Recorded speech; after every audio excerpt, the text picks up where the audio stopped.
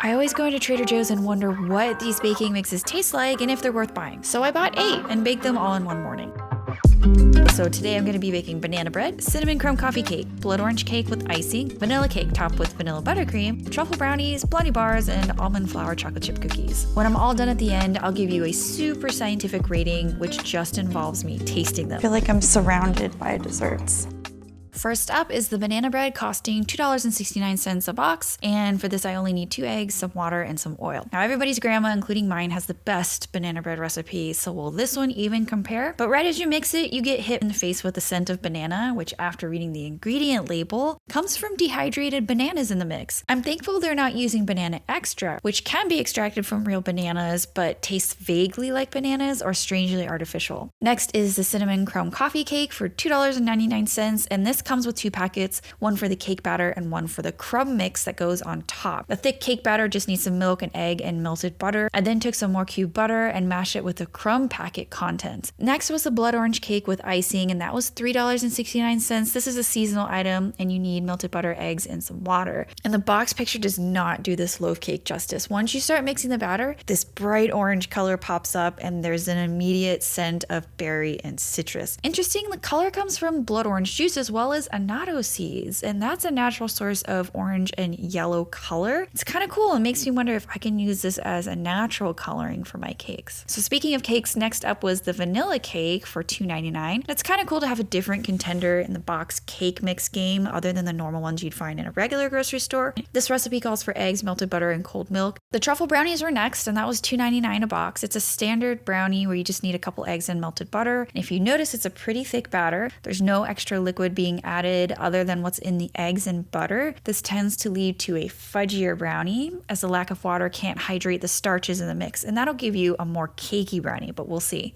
Up next are the blondies, also $2.99 for these. This mix just required 1 egg and some melted butter, and it had only milk chocolate chips, and they baked up a little darker than I would have expected. The last baked item were the almond flour chocolate chip cookies, and these are the most expensive, clocking in at $4.99 a box. They require melted butter, vanilla extract, and a splash of milk, but you can make it completely vegan if you want by using vegan butter and milk. I got 12 cookies total out of the box and baked them on a parchment lined tray. And the last item was buttercream frosting. This one just requires 2 sticks of butter and a splash of milk to thin out. I got this mostly because I wanted to frost my vanilla cake with it, but also because I was a little bit curious. Here in the United States, it's very difficult to find super fine icing or powdered sugar. So I'm wondering if Trader Joe's was able to source a powdered sugar that's so fine such that the resulting buttercream is not gritty to me. Anyways, this is a lot of baked goods, but don't worry, it's all being donated after I take my samples. So yeah, let's get started with banana bread.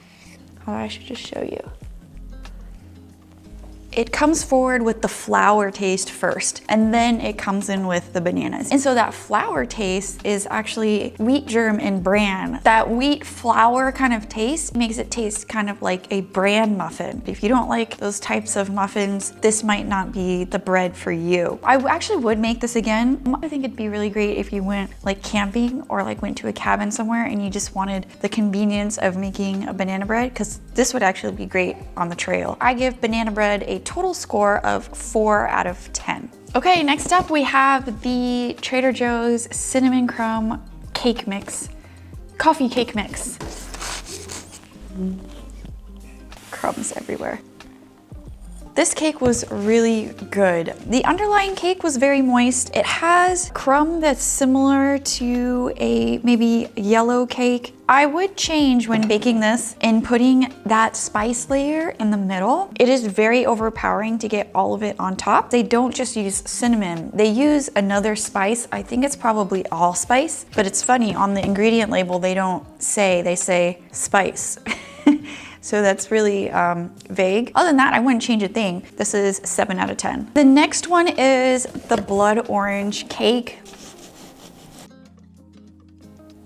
Okay, this is a super moist cake. So think of a lemon loaf, but it's gonna have all of that flavor from a blood orange. And if you like blood orange and you don't want something so acidic, this is a great cake for you. I loved it. I wouldn't change anything about it. It is very unique. I've never seen anything like this in other stores, in, you know, like a mix. Just based on all of that, and it just tastes wonderful. This one is a 10 out of 10. Okay, the next one is vanilla cake. This one's really cool because it actually has vanilla bean seeds in it. So we're making the batter. You can see all the little seeds. And I used the vanilla frosting mix to frost the cake. So you can see the cake has a very dense and moist crumb. The crumbs in itself are dense, but the cake has a big network of air pockets. So it's not that the cake is dense and that it's gummy, it's that the individual crumbs are dense, if that makes sense. I would compare this, I don't know if you've ever had the pancake bread at Trader Joe's. It's really popular. I bought it a few months ago, and this is very similar to their pancake bread. It's not light and fluffy and airy and kind of feathery like other commercial cake mixes that you would get in a box. I imagine that has to do with the ingredients that they use. Trader Joe's usually gravitates towards more natural ingredients. That poses limitations when you try to make something kind of with that feathery feel. I'm also not a fan of this kind of texture for a cake. I feel like it's very heavy. But yeah, I don't know, maybe if you were to make cupcakes, it would be okay. Okay, the frosting. This is run-of-the-mill American buttercream, meaning that you mix powdered sugar with butter together. I don't think I would buy this again, but I'm not the biggest fan of American buttercream. I think it's really gritty. And for the most part, American buttercreams are made with powdered sugar that's not ground very fine. So it's still perceptible on the tongue, as well as the cornstarch that's typically used in powdered sugar. I thought that maybe they would have done something different since they were putting it, you know, in this pretty package. That being said, if you don't want to measure powdered sugar and you don't want to buy egg whites, so they used powdered egg whites to give the ice or the frosting a little bit of stability. If you don't want to deal with any of that, this was super simple. You just add 2 sticks of butter and voila, you have buttercream. And the final score is a 5 out of 10 for the vanilla cake. It's good if you like the pancake bread. And the final score for the vanilla frosting is a 3 out of 10. I'm gonna give it a 3 because it does make things convenient, but other than that, pretty easy to replicate without the box. The next one is truffle brownies. So this is gonna be a tough one because a lot of people bake brownies from a box. See the inside. Okay, I can taste the Dutch process cocoa in there. Dutch process has kind of a more mellow, very smooth chocolate flavor. This one did have chocolate chips in it, and I can't taste the chocolate chips. They definitely melted into the batter, but this is a fudgy brownie for sure. I wouldn't change anything about this. I've tasted a lot of boxed brownies, and this is a good one. If you're at Trader Joe's buying dinner and you wanna get something for dessert, that's pretty easy. I would definitely pick this up. I'm gonna give this a final score of 7 out of 10. Next up, we've got the Blondies. Let's see the inside of these. This is a chewy Blondie. It has a very toffee forward flavor. I was tasting something very fruity and very toffee-like. And then when I was reading the ingredients, it's molasses powder. Molasses is a byproduct of sugar that has that flavor that's very kind of like smoky, fruity. That's probably also why the Blondie itself is a little bit darker than what I'm used to. That's actually kind of brilliant. Maybe something I might even consider for my homemade Blondie recipe. I would buy this again if I need something really fast. And I give this one also a 7 out of 10. Very good. Okay, the last item is the almond flour chocolate chip cookie. And for some reason, mine don't look like the ones on the box. They didn't really do much spreading. I'm wondering if it's because I didn't put all of the liquid in, but it said just to put enough liquid until the dough holds together, and I felt like it was holding together.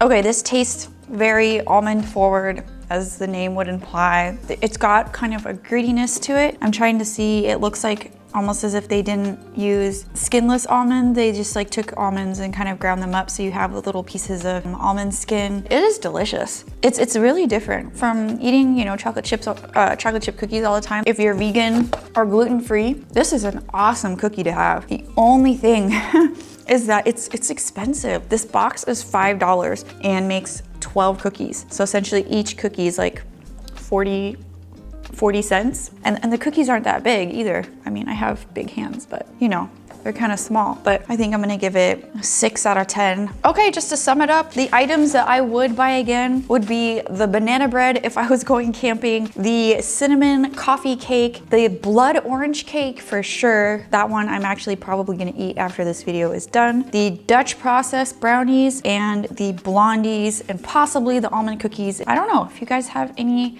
other suggestions of things I should try and bake. Yeah, comment down below and let me know.